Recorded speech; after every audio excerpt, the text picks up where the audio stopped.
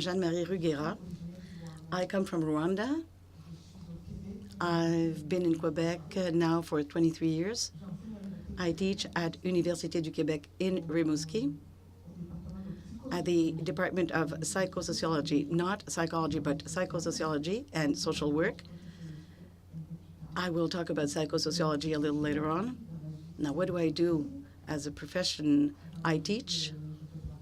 I also do research, but my main interest is in rehabilitating human suffering as a condition of embodiment, something that should be established. And I'm also a mother, and I decided that I would come here at this symposium not as a specialist of resilience or as a professor, but as a parent who already experienced vulnerability conditions.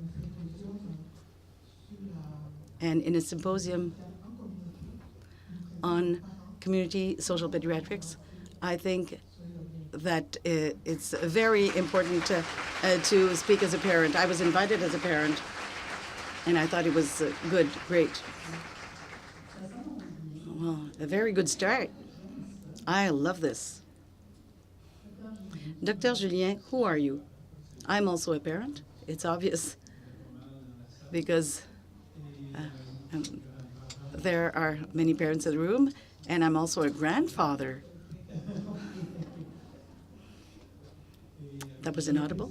But before and foremost, I'm a pediatrician in my soul because some doubt it. But I decided to do a different pediatrics, not so different from my former professors, but I decided to work in the community, in the milieu. There are many physicians and pediatricians who do the same thing, but I decided to work with the most difficult and vulnerable communities. When I came back after a complicated trajectory with the Inuit, I decided to launch my own practice in Montreal, and I said to everybody, well, we have, when we will have solved all our problems here with the vulnerable children, I will go back where I was. Well, unless Hélène gets a job in San Francisco or somewhere else in the world. In any case, that's who I am, and I had a wonderful trajectory. Yes, you spoke a little about it, but why are you interested in vulnerable individuals? I say individuals because children and adults are different. What triggered this in you? I was thinking about this when Eliane asked me this question, and I remembered two anecdotes that I would like to relate here. Maybe I had a vocation of being a pediatrician, a community pediatrician, and I missed the boat. I wanted to tell you at what age I knew I would become a teacher and why. I knew that I wanted to become a teacher a Friday afternoon in a course in biology on nutrients, and at that time, there was a blackboard. And it's the first time in class I had the feeling that a teacher really was giving a great course. It's the first time I had the feeling that what was said to me had a meaning. So she was at the blackboard. You probably don't know that. You're too young. So there were blackboards, like if you eat carrots, you will have vitamin A, and if you have a lot of vitamin A, you will have good eyes. If you eat proteins, you won't suffer from the kasherga. Well, it's a word the interpreter doesn't know either. I wonder whether pediatricians here know it. And despite the fact that I'm an African, I came from a rich family. My father was a physician. My mother was a teacher. And we lived in the suburbs. And we had close by a very poor family. In my imaginary, child imaginary, it was a poor family. And the children of this family came to play with us in our backyard. And the eldest of this family was always sick, so he never played with us. But he stayed aside and he just observed us. On that day, the day of this disease and the protein, after I leave school at 4 o'clock, I meet the mother of this kid who's going to town, which was not normal. And I asked her, "Where are you going? Where are you going to town?" She says, "I'm going to the hospital." She said, "Well, my eldest is sick." What happened? Well, he's got this disease, Kwashiorkor. So the punch here is that the parents, even if they were poor, they had a cow, a dairy cow, they had a dairy goat, they had also they had hens and vegetables. And you know what? They sold the eggs, the milk, to be able to buy drugs, medication for fighting the disease. Even worse, my mother, who was a teacher, to be nice to her neighbor, had told her, instead you going to the city and walk 4 kilometers to sell your stuff, I'm going to buy it from you. So I ate the eggs. It was an incredible shock. And that day, I said, it takes education for children to suffer less.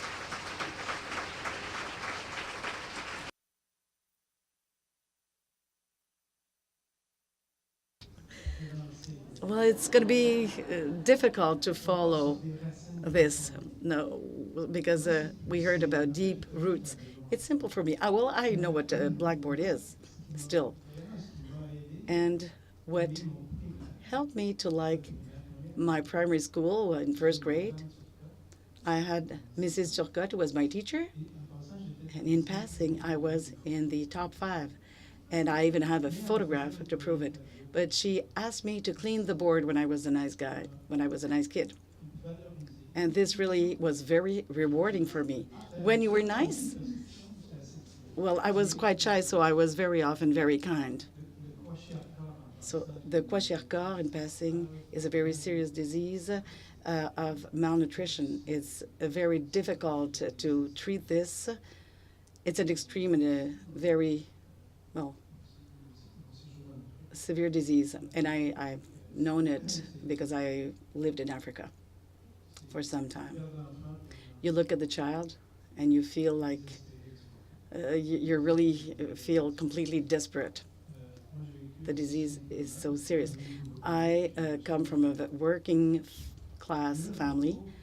I had a privileged trajectory because they paid my studies. My father wanted me to study, but he couldn't.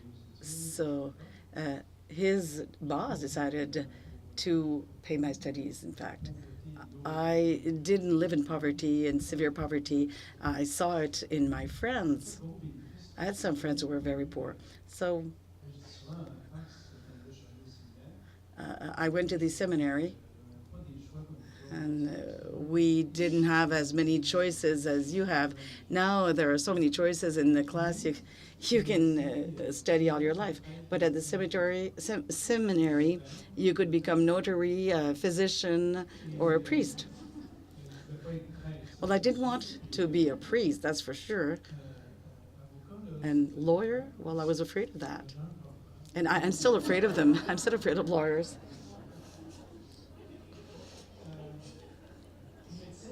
And physician, doctor, yes, but not any doctor. I wanted to be a doctor for children. I don't know why. I was always more at ease, more comfortable with children than with adults. I have problems decoding adults, but not children. So I decided to specialize in pediatrics, and I worked as a regular pediatrician in the hospital. It was good, but these were not the children I wanted to serve and help.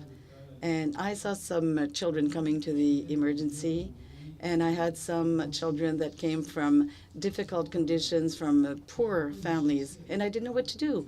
I didn't have the tools at the hospital, and I was director of the department, and later on I was a director of community health in Sainte-Justine, which is a hospital for children in Montreal. And I did not succeed in reaching the children I wanted to help. There were very unsurmountable hurdles. So I decided, after a chaotic trajectory, to come back to Montreal to work in community social pediatrics, and I started at the bottom of the ladder. So I have no merit because I followed my instinct. Maybe, well, my first generation, my first patients are about 40, 45 years old today. And I decided, this is how I decided to go to this type of medicine. It was complicated when I left the hospital. They told me, you're really crazy to leave a practice that pays well, that's very honorable. But what can we do? This is not what I wanted to do. So my trajectory is not the same because I was able to do exactly what I wanted to do. This is my passion. I'd like to come back to instinct. It's a merit to be able to follow your instinct, to have the courage to follow your instinct. What about your experience, your life experience? To be honest with you, Rosalie experienced it with the ups and downs, and Maud as well. Well, it's a family story. You probably understood.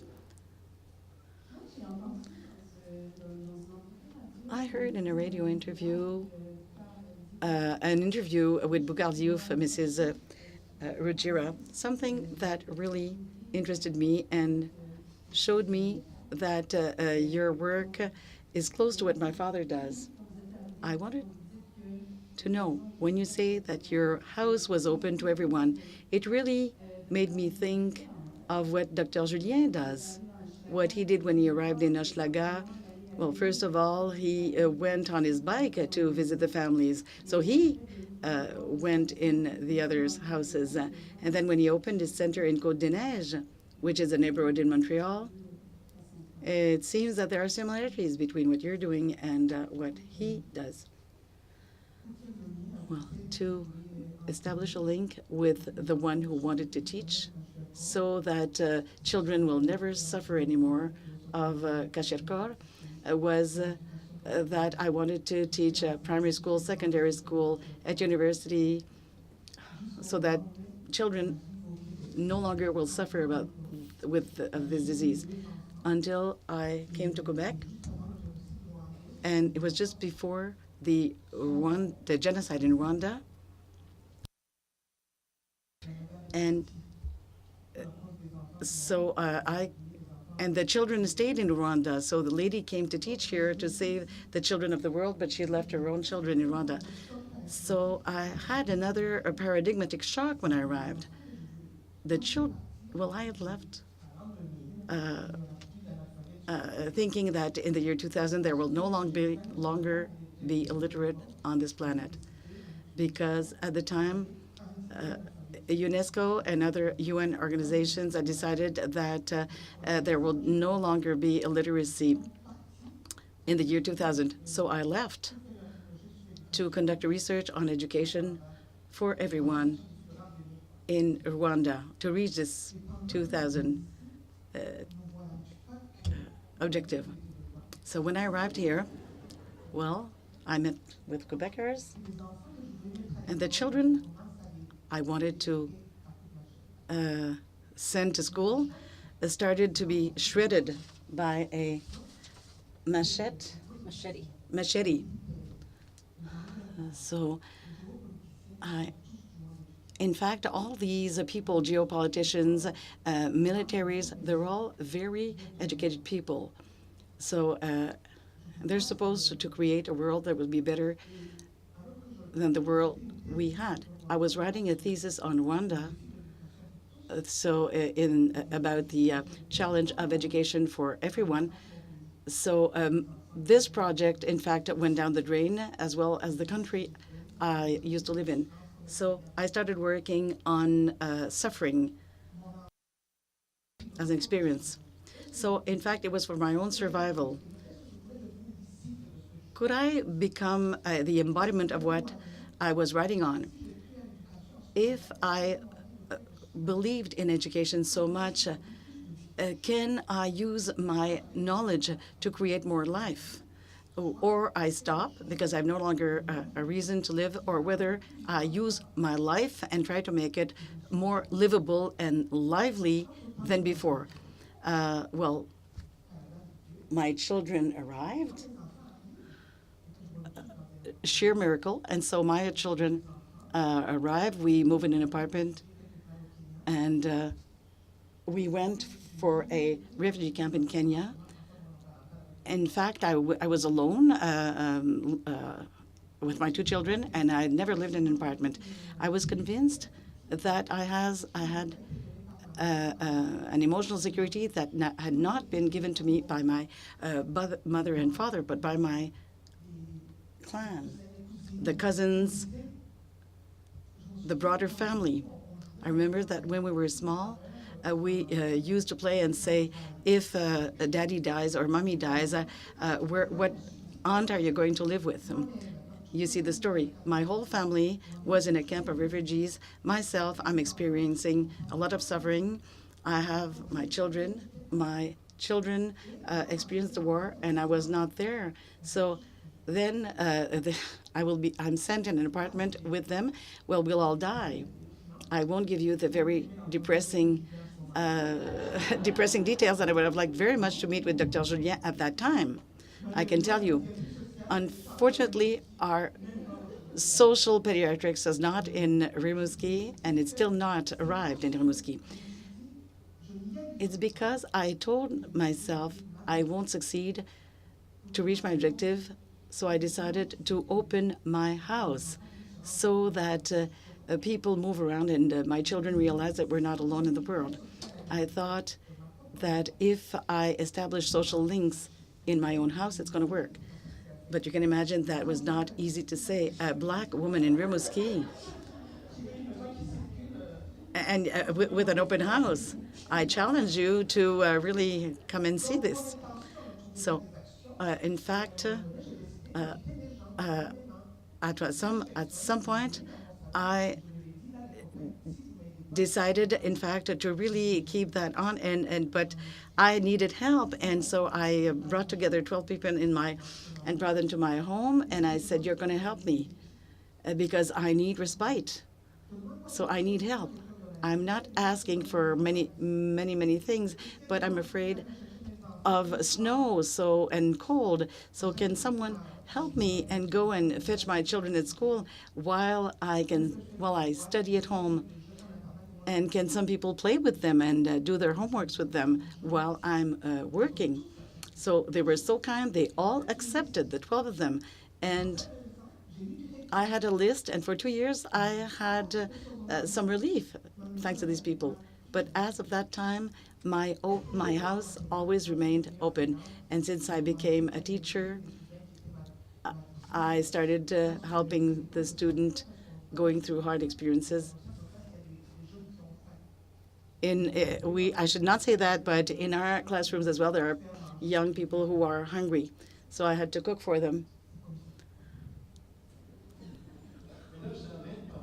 Well, I was just thinking, and I was thinking that your house is actually a social pediatric center. It's the very first class for community social pediatrics in Rimouski, and we have a doctor here who's about to go off to Rimouski. Is she here with us in the room?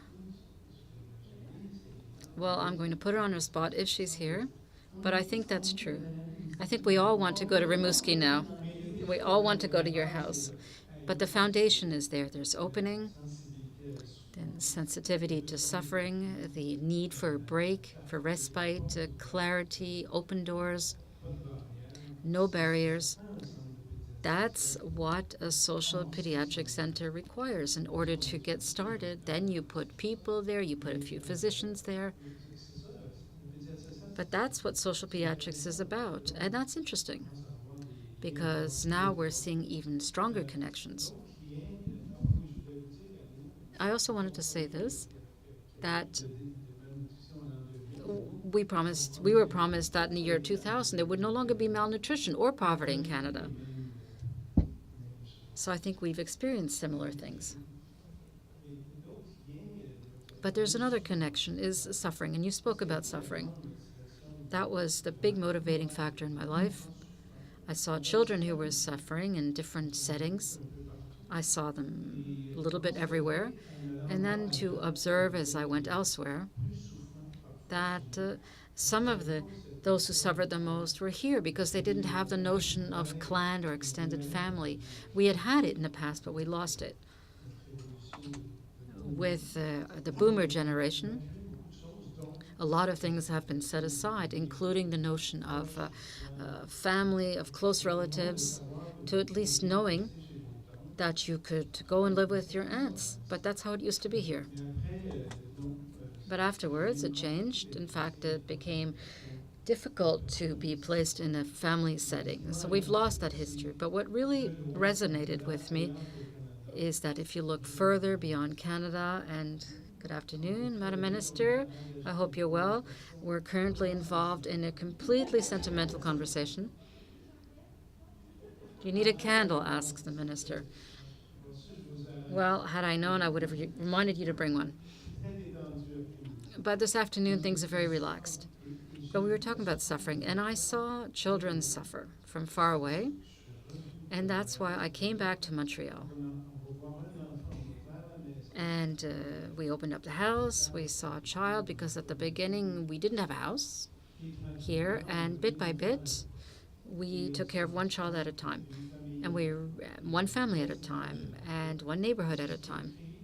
And that's why I'm saying it's so close to me. This is what gave rise to the first, what used to be called assistance for children in difficulty. And people said, no, that's not politically correct. It's not nice, but it is. They are in difficulty specifically because of their living conditions, and they can come out of if they have a place to go, a house. You built the house, a home.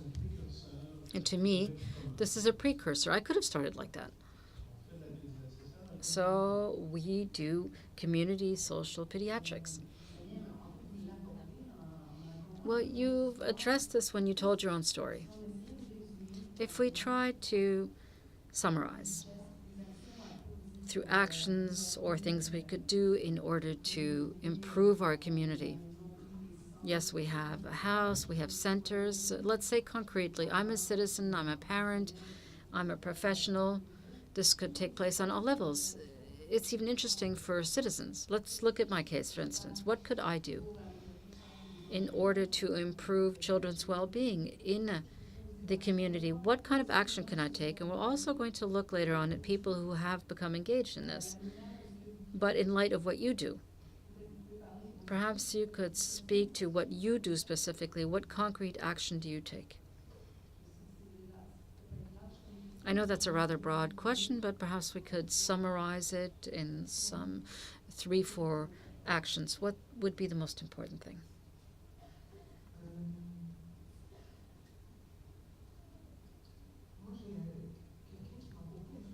Well, there was somebody who influenced me a lot, a Brazilian psychiatrist, physician. I think it was Dr. Julien's alter ego or his twin. His name is Alberto Barreto. He's, perhaps you know him, he is Brazilian. I know, we're going to go check on the iPhone. Everybody's on there. He created an intervention approach, which is called community therapy. It's an integrative community therapy. So what has he done? Do you want me to tell you about actions you don't want me to tell like an African, do you? Certainly, why not? Well, what really resonated with me the most and what has inspired How did he inspire me to become the professor that I am today? Well, he's somebody who left home, who went to study medicine in France, who studied psychiatry, who worked in a transcultural environment, who went back home and to work in the favelas, the slums, where you have the greatest degree of poverty. And what did he do? He said, first of all, I'm going to move away from university and I'm going to redistribute my Indian self. And he took action. And what did he do first? He moved closer to people. Firstly, and secondly, he listened to their stories, not their diseases, not their symptoms, but he listened to their stories. And I worked in psychology. They study intrapsychic elements, and sociologists study social structures. We study social interaction. All along here, throughout this conference, I've heard people talk about the relationships and the meeting. That is what feeds the brain for it to develop. That is our field of action. It's human relationships. So moving closer to people, but for me to have a relationship with you, I need to hear your story. People in Montreal who work with immigrants, those of you, please stop treating them as if they were just born.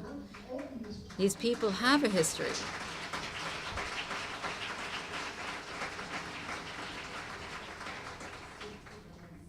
That's excellent. Before they arrived in your office, they had a life, so please do listen to their story.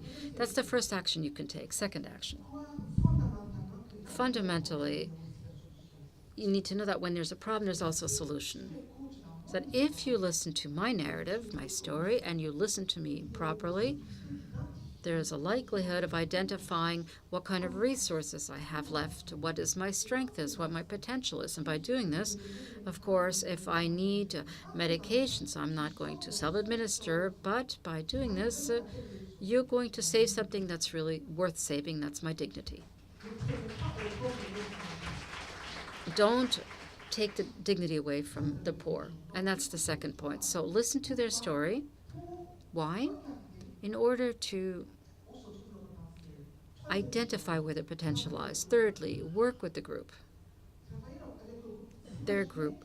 So imagine that information is being distributed, and that's a space where knowledge and skills are being built, and that's where relationships are built. So you're opening up a space for listening, for words, where you can build connections, and suddenly you see solutions appear to recurrent problems. And these are innovative solutions. And fourthly, and I'll stop there,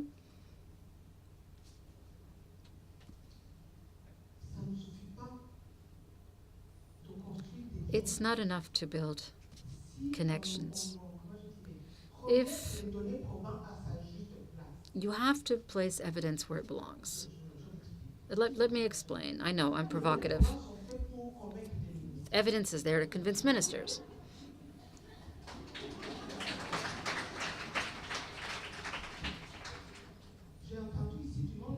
I heard people here say that we're looking for outcomes based on evidence to do this and that one day.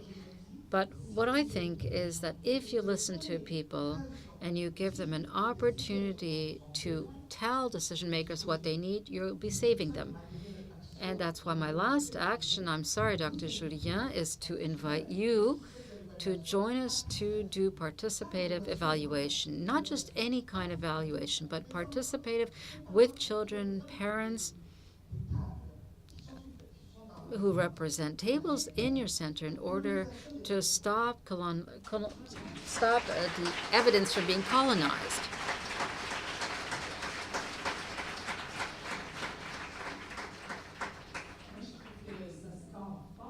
I think that's a very high score.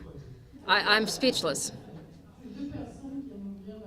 I think we have two people who like to open up their homes. You're both provocative. Not I, says Dr. Julien.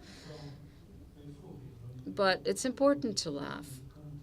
And we're laughing today because we're happy with what happened yesterday and since yesterday. But let me say something that nobody knows that I think the very first social pediatric center that I was dreaming about, it was just an idea at that point, was called Building Connections, Relationships. And that apparently wasn't fancy enough, but that's what it was called in French, Créer des liens, and I still have the documents to prove it. When I began at the time, that's what it was. Then I didn't join Anne-Marie, but Jeanne-Marie, and I began visiting people at home before I opened up a center, a home that I didn't have. I went to their homes, and I learned so much. In fact, about their backgrounds, about their relationships. When I looked at their photographs in the living room, and first they'd receive in the living room, then we went to the kitchen. But in the living room, there were photographs, and I would recognize people, and they explained to me what all the interrelationships were with the family members. And then somebody came out of the room, and there wasn't supposed to be any guys in the house, and I said, oops, and he joined us.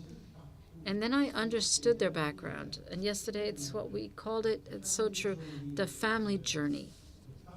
Really, the journey of the family. It gives us all kinds of meanings about what was taking place. Then we know that there's a child having difficulties in the house, but there's a family journey there. And the child was there, he was listening. But at that time, we weren't so much interested in that. Rather, we were interested in the family journey, and we were understanding why he was responding in that way. And the sum of information was so great that at a certain point, it led to the creation of a house. And I always said, well, you know, I love going to your house. You offered me a Nescafe and a coffee in the kitchen. Now come to me. Come to my house. I have better coffee, at least. But we had this exchange. And it's odd because there was continuity. And when they would come to our house, for those of you who do an internship with us, people are surprised at the speed at which people will entrust their deepest secrets to them. And sometimes you have to stop them because they're telling us absolutely everything and too much. And I said, that's enough. I know enough. I can start working now. And then we continue the process together. But all of this is against the background of the journey, of the history, because it tells us everything, both trauma and others. And the other link is suffering. What still upsets me, and which makes me angry, is to witness this terrible suffering in children and families and parents whose story we know. But there's no meaning to the suffering. You have 5, 6-year-old children, and as you see that as well, who live the lives of some 15 adults. They've seen everything. They've experienced everything. There's an accumulation of trauma. And they're, in addition to that, they're excluded by all of the systems, including schools. Then we take these children, and very quickly, with a simple human contact, and we also use laughter a great deal. We provoke them. We have fun with them. I can't see you.